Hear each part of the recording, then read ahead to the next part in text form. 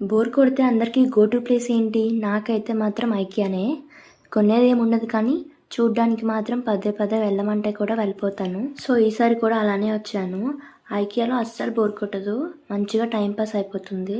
ఐకియాలో అన్ని ప్రైజెస్ రీజనబుల్గా ఉన్నాయి అని నాకు అనిపించదు. కొన్ని బెటర్, బట్ 90% హైయెస్ట్ ప్రైజెస్ ఉన్నాయి అని అనిపిస్తూ ఉంటుంది నాకు. క్వాలిటీ కూడా అంతేం బాగుండదు, బట్ ప్రైజెస్ అయితే చాలా ఎక్కువ ఉంటాయి అని అంటూ ఉంటారు బయట.